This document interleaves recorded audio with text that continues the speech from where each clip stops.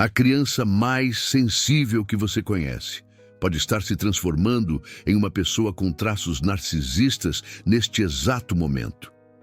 E o mais perturbador de tudo, os pais dela provavelmente acham que estão fazendo a coisa certa.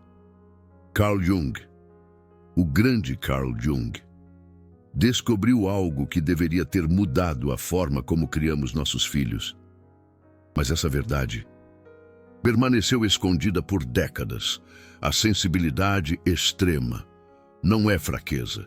É exatamente por isso que se torna o alvo perfeito.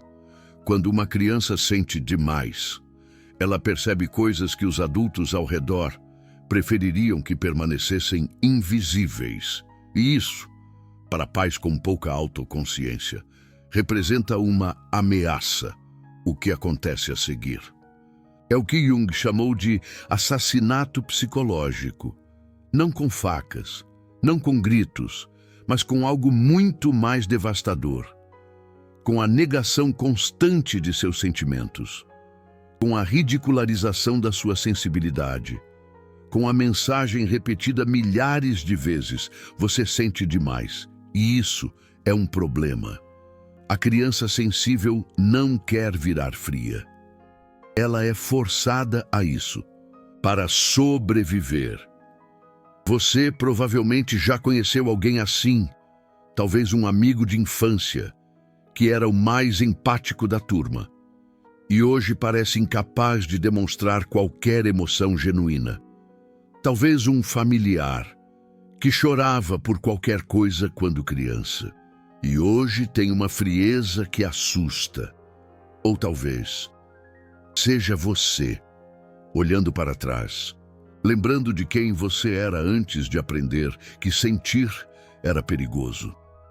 Antes de construir essa casca, que agora parece impossível de remover. A conexão entre sensibilidade infantil e comportamentos narcisistas na vida adulta não é coincidência. É um padrão que Jung identificou, estudando a alma humana por décadas. E hoje, vamos desmontar esse mecanismo peça por peça, porque entender como a ferida aconteceu é o primeiro passo para curá-la. A dor que você carrega, se foi uma dessas crianças, tem um nome na psicologia junguiana. Chama-se bloqueio emocional. Não é metáfora. É exatamente o que acontece quando uma parte da sua alma é sistematicamente atacada, até que você a mate para sobreviver. Imagine que sua capacidade de sentir é como um membro do seu corpo. Nos primeiros anos de vida, essa parte está viva, funcionando, conectando você ao mundo de uma forma que poucos adultos conseguem imaginar.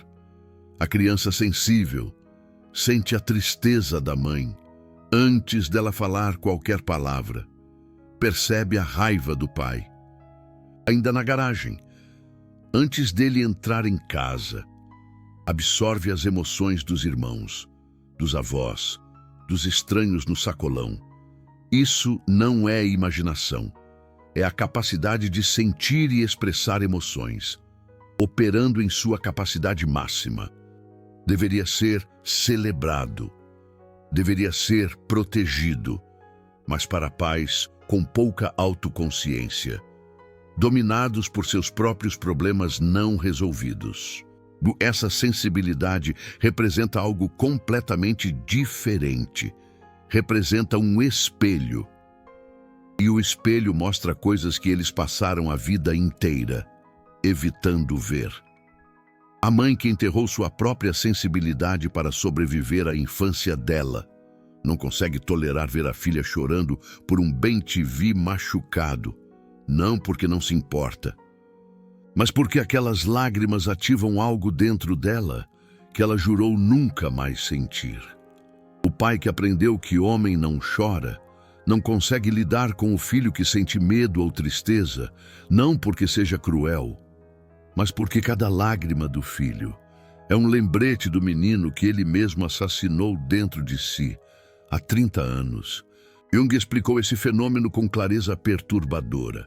Nós atacamos no outro aquilo que mais odiamos em nós mesmos. A sombra sempre ataca a sombra. Quando os pais invalidam a sensibilidade da criança, eles não estão rejeitando a criança, estão rejeitando a parte de si mesmos, que tiveram que matar para sobreviver. A criança apenas funciona como tela para essa projeção. A transformação começa de forma sutil, tão sutil, que ninguém percebe até ser tarde demais. Primeiro vem a negação repetida de seus sentimentos. Você está exagerando. Não foi nada. Para de chorar por bobagem. Essas frases parecem inofensivas, mas para a criança sensível, cada uma dessas frases é um pequeno corte. E cortes se acumulam. A criança começa a duvidar de si mesma. Será que estou mesmo exagerando? Será que minhas emoções são realmente bobagem? Essa dúvida é o primeiro passo do processo. A criança ainda sente tudo, mas agora sente vergonha de sentir. Depois vem a ridicularização. Isso pode ser direto, com risadas, quando a criança chora, ou pode ser sutil, com aquele olhar de desaprovação, que comunica mais que 1000 palavras. A criança que antes expressava suas emoções livremente, começa a escondê-las.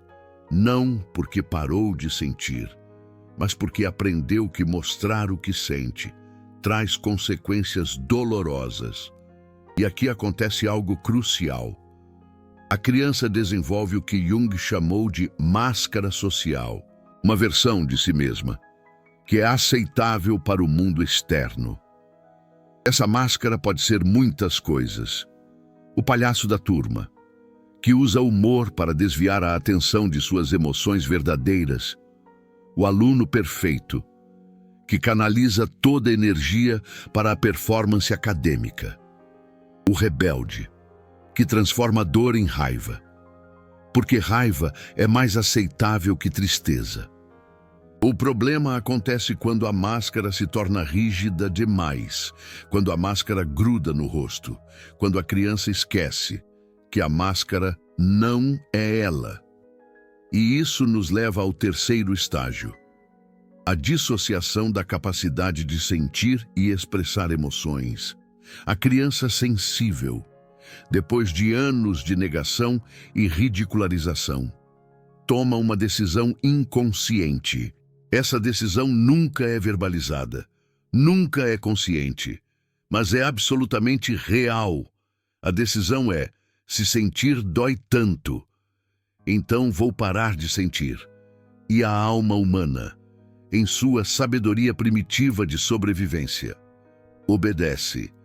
A capacidade de sentir e expressar emoções começa a ser empurrada para o lado obscuro.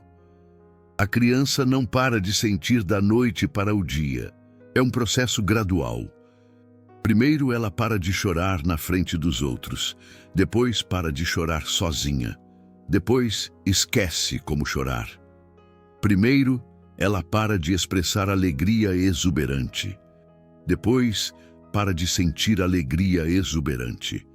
Depois, esquece que alegria exuberante existe. O que resta é uma planura emocional, uma vida vivida em tons de cinza. E aqui está o paradoxo que poucos entendem. A criança que era sensível demais se torna o adulto que parece não sentir nada. Mas a sensibilidade não morreu. Ela apenas foi enterrada viva. Jung usava um termo específico para esse fenômeno. Inversão psíquica significa que, quando algo é reprimido com força suficiente, a alma vira para o oposto. A criança que sentia demais se torna o adulto que aparentemente sente de menos. Mas por baixo da frieza, enterrada no lado obscuro, toda aquela sensibilidade original ainda existe, esperando, acumulando pressão, pronta para explodir de formas inesperadas. A alma não permite que nada seja verdadeiramente destruído, apenas transformado, e a sensibilidade reprimida se transforma em algo monstruoso quando não é integrada conscientemente. E isso explica algo que confunde muitos analistas. Por que pessoas com traços narcisistas às vezes têm explosões emocionais tão intensas? Por que alguém que parece tão frio pode de repente reagir com raiva desproporcional ou colapsar em choro incontrolável? Porque o lado obscuro sempre retorna. A sensibilidade reprimida não desaparece. Ela fica lá, fermentando, crescendo em poder, até que encontra uma fresta para escapar. E quando escapa, vem com décadas de intensidade acumulada. Deixa eu te contar sobre um garoto chamado Mateus. Não é seu nome verdadeiro, mas sua história é real. Repete-se em milhares de lares neste momento. Mateus tinha 4 anos quando seus pais perceberam que ele era diferente. Ele percebia coisas, sentia coisas. Quando a mãe estava triste, ele ia até ela e segurava sua mão sem dizer nada. Quando o pai chegava estressado do trabalho, Mateus ficava quieto no canto, como se soubesse que qualquer movimento poderia acionar uma explosão. Os avós diziam que ele tinha uma alma velha. Os professores diziam que ele era maduro demais para a idade. Os pais diziam que ele era sensível demais. E essa última frase, sensível demais, nunca era um elogio. Era um diagnóstico, uma preocupação, uma coisa a ser corrigida. O pai de Mateus cresceu em uma casa onde emoções eram proibidas. Seu próprio pai era alcoólatra. A regra não escrita era clara: não chore, não reclame, não sinta, sobreviva. E o pai de Mateus sobreviveu. Mas sobreviver teve um preço alto. Ele bloqueou sua própria capacidade de sentir e expressar emoções aos 7 anos. Quando apanhou pela última vez por chorar, nunca mais chorou, nunca mais sentiu de verdade. Construiu uma vida bem-sucedida sobre uma fundação de frieza. E quando viu seu filho Mateus, aos 4 anos, chorando por um bem-te-vi machucado na rua, sentiu algo que não conseguia nomear. Era o fantasma de um menino de 7 anos que ele havia assassinado dentro de si 3 décadas atrás. A mãe de Mateus tinha sua própria história. Cresceu sendo a filha sensível em uma família que não tinha espaço para sensibilidade. Sua mãe era uma mulher prática. Emoções eram luxo. Havia trabalho a fazer, contas a pagar. Chorar não resolvia nada. E assim a mãe de Mateus aprendeu a mesma lição. Sensibilidade é um peso, uma fraqueza, algo a ser superado. Quando ela olhava para Mateus, via a si mesma aos 4 anos. E em vez de proteger essa parte em seu filho, ela fez o que seus pais fizeram com ela. Tentou corrigir. Porque se Mateus continuasse assim, o mundo ia destruí-lo. Melhor que os pais o endurecessem agora, do que o mundo o quebrasse depois. Mateus aprendeu rápido. Crianças sensíveis sempre aprendem rápido, porque percebem tudo. Percebem o suspiro impaciente quando começam a chorar. Percebem o olhar trocado entre os pais que diz: "Lá vamos nós de novo", aos 5 anos. Já sabia que suas lágrimas causavam mais problemas do que resolviam. Aos 6, já tinha desenvolvido técnicas para não chorar. Mordia a língua, apertava os punhos, pensava em outra coisa. Aos 7, já quase não precisava das técnicas. As lágrimas simplesmente pararam de vir. Seus pais ficaram aliviados. O menino estava amadurecendo. Finalmente tinha aprendido a controlar suas emoções. O que eles não sabiam era que Mateus não tinha aprendido a controlar nada. Ele tinha aprendido a matar uma parte de si mesmo que nunca mais voltaria da mesma forma. O que substitui a sensibilidade? Carl Jung chamava isso de compensação. Quando uma função da alma é reprimida, outra toma seu lugar. No caso de Mateus, a capacidade de sentir e expressar emoções foi substituída pela capacidade de pensamento. Ele se tornou extremamente lógico, analítico, racional. Mas ninguém o procurava para compartilhar uma alegria ou uma tristeza, porque todos percebiam que Mateus não estava realmente lá, que por trás dos olhos inteligentes havia um vazio, o lugar onde a sensibilidade costumava morar. Calma, porque a parte mais importante vem agora. Entender como Mateus se tornou assim é apenas metade da história. A outra metade é entender por que isso importa. Importa porque Mateus não é caso isolado. Mateus é um padrão que se repete em milhões de lares. A criança sensível que se torna uma pessoa com traços narcisistas não é exceção. É regra em famílias onde sensibilidade é tratada como defeito. Jung identificou 5 mecanismos específicos pelos quais pais destroem a sensibilidade dos filhos. E aqui está a parte que vai incomodar muita gente. Nenhum desses mecanismos parece abuso. Todos parecem parentalidade normal. Todos podem ser justificados com boas intenções. E isso os torna infinitamente mais perigosos. O primeiro mecanismo é a negação constante de sentimentos. Isso acontece quando os pais consistentemente comunicam que as emoções da criança são exageradas ou erradas. Para de chorar, não foi nada. Você está fazendo drama, não é para tanto. Para a criança sensível, cada uma dessas frases é uma mensagem clara. O que você sente está errado. Você está errado. Seu interior está errado. O segundo mecanismo é a ridicularização, diferente da negação, que nega as emoções. A ridicularização as transforma em piada. O pai que imita o choro do filho em voz fina. A mãe que conta para as visitas como o filho é um chorão. A ridicularização é particularmente destrutiva, porque ataca não apenas as emoções, mas a identidade. Isso cria uma ferida narcísica primária, um buraco no lugar onde deveria existir um senso sólido de si mesmo. O terceiro mecanismo é a comparação destrutiva. Por que você não pode ser como seu irmão? Na sua idade, eu já tinha aprendido a controlar minhas emoções.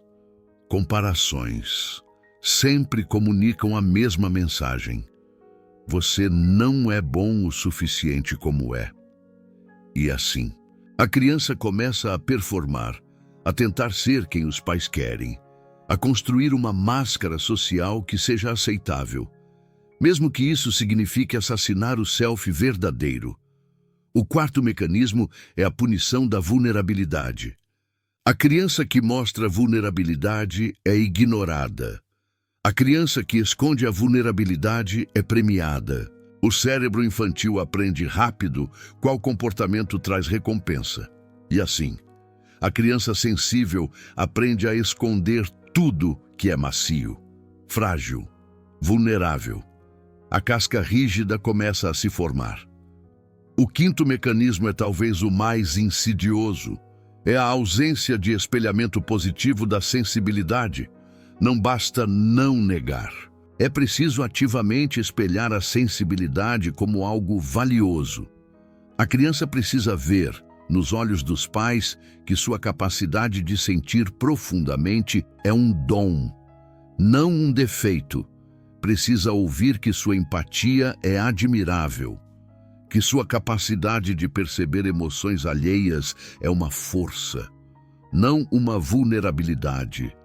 Sem esse espelhamento positivo, mesmo pais que não fazem nada ativamente prejudicial podem criar crianças que aprendem a rejeitar sua própria sensibilidade.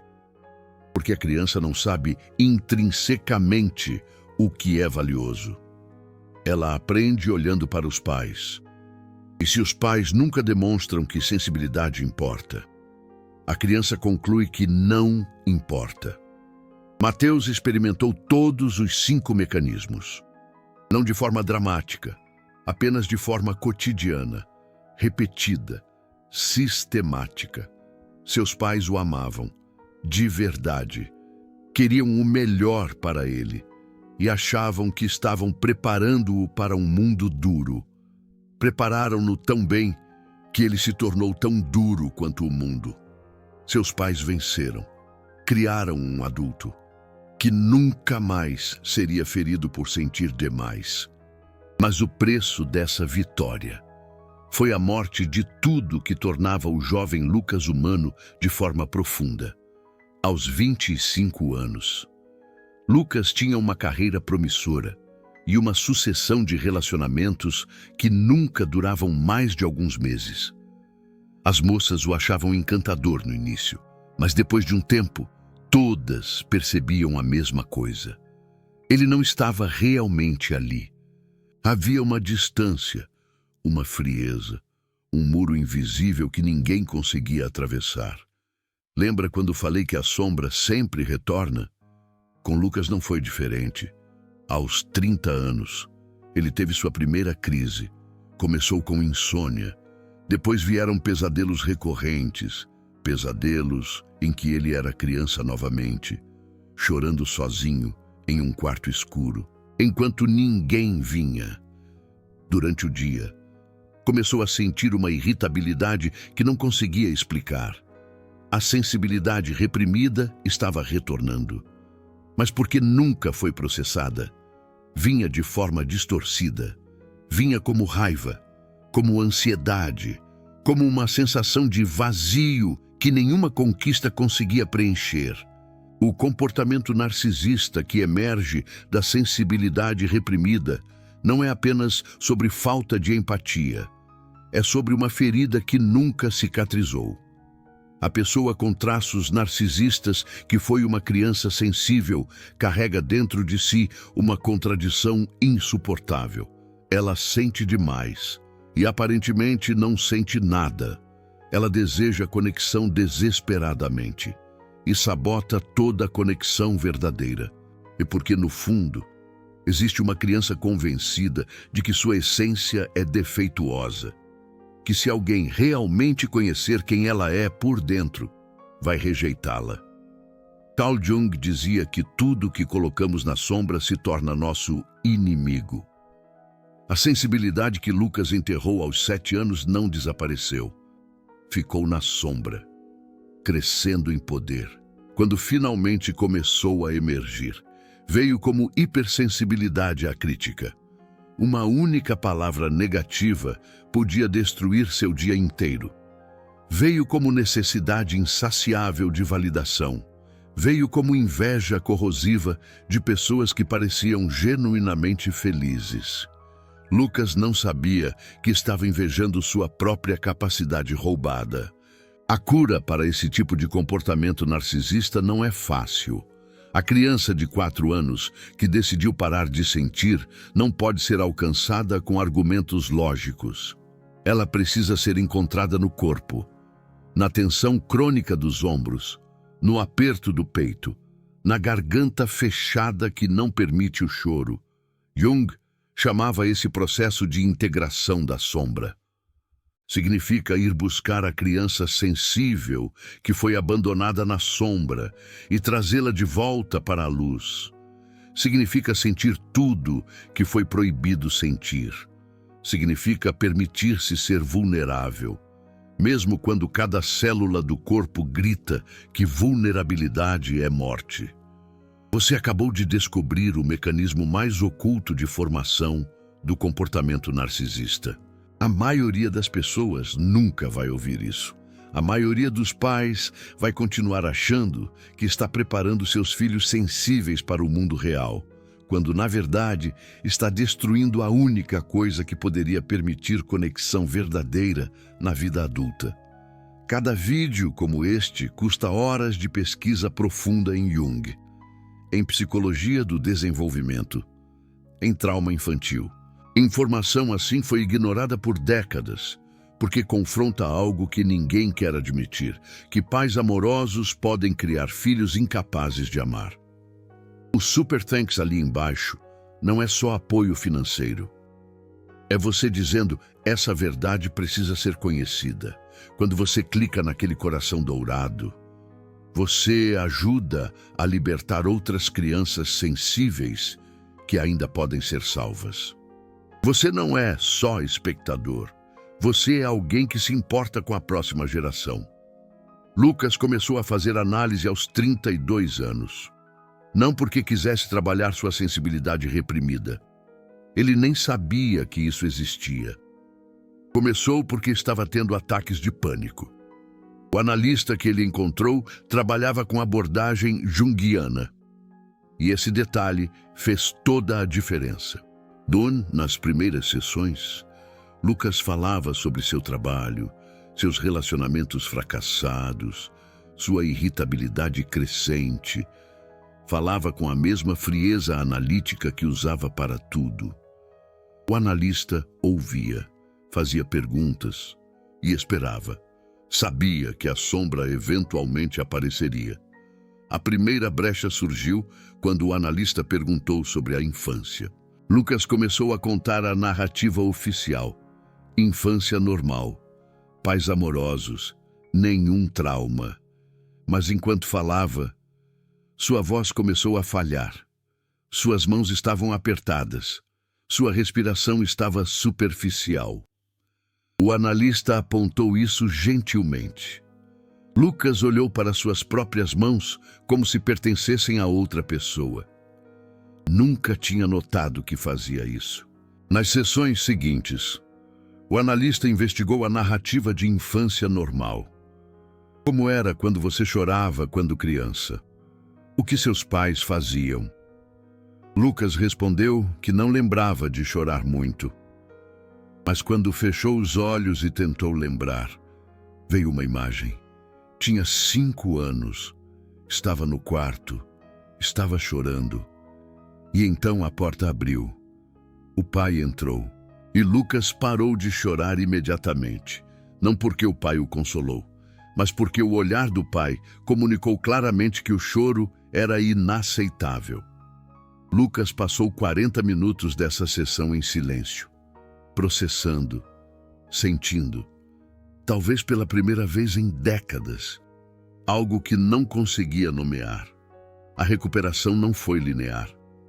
Houve semanas em que ele queria desistir da análise, semanas em que a raiva era tão intensa que ele não conseguia funcionar, semanas em que a tristeza antiga o afogava completamente.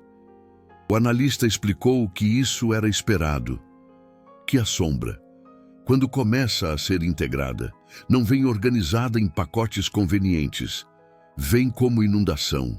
O trabalho não era impedir essa inundação, era criar um container seguro para ela. Uma sessão em particular mudou tudo. O analista pediu que Lucas imaginasse sua versão de 4 anos. A criança sensível que percebia tudo, sentia tudo. E ainda não tinha aprendido que sentir era errado. Lucas fechou os olhos. No início não veio nada. Mas o analista pediu que ele respirasse, que relaxasse, que esperasse. E então a imagem apareceu.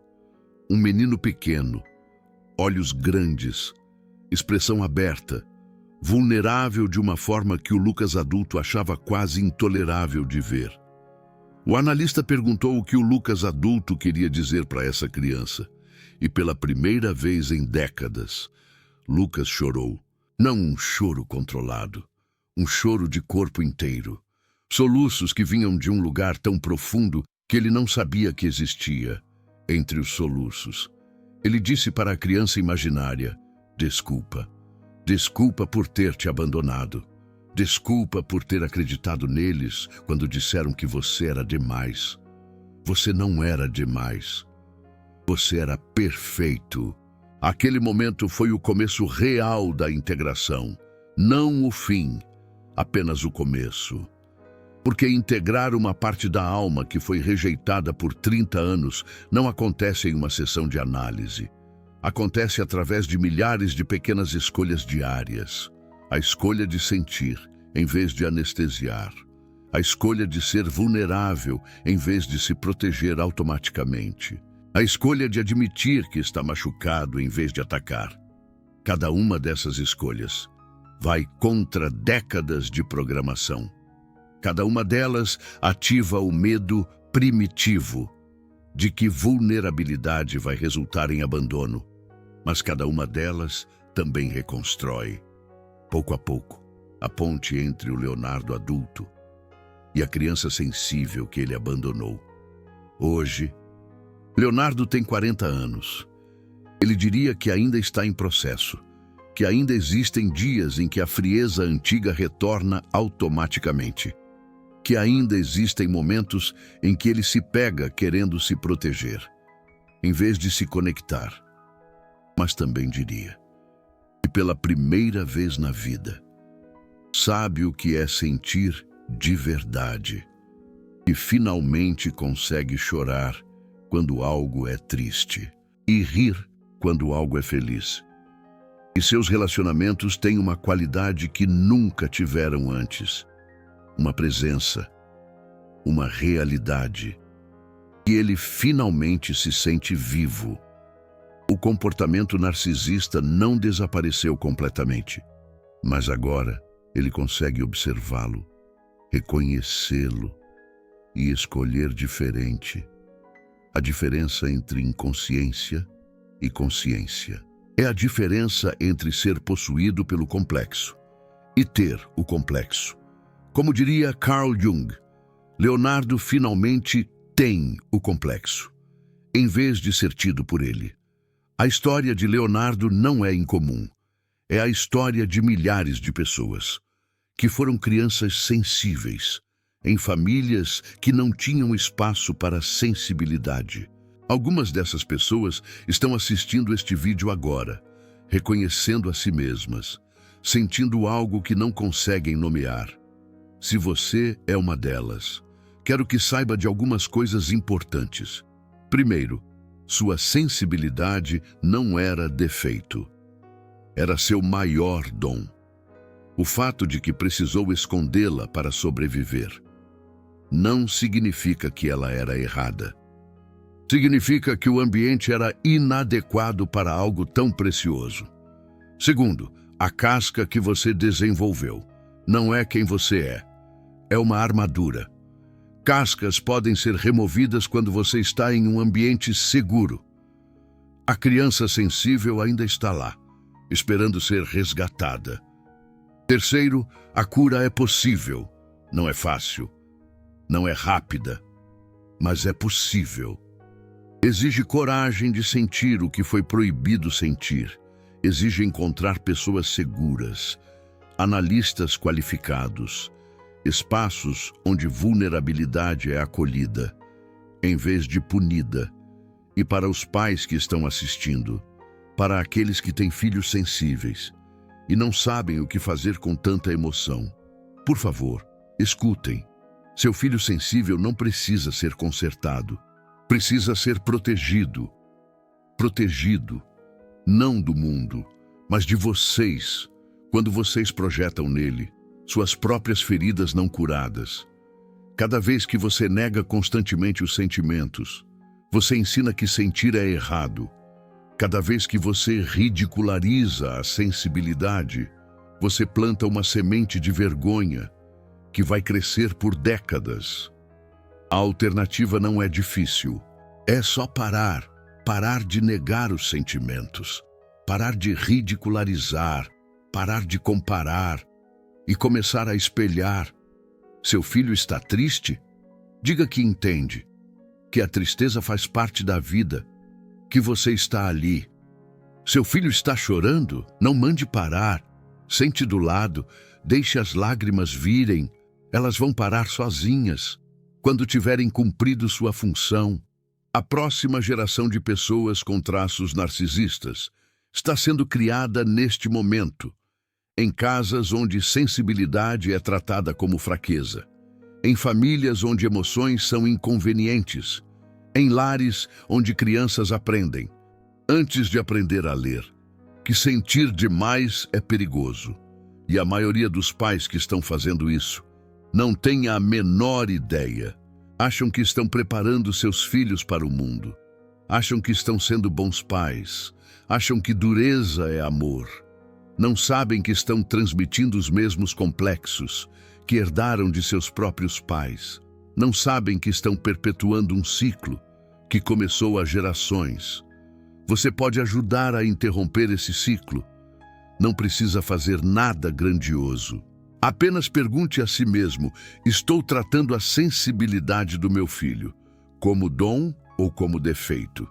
A resposta honesta a essa pergunta pode mudar o destino de uma pessoa inteira, pode quebrar uma corrente geracional, pode salvar uma criança sensível de se tornar mais um adulto incapaz de amar.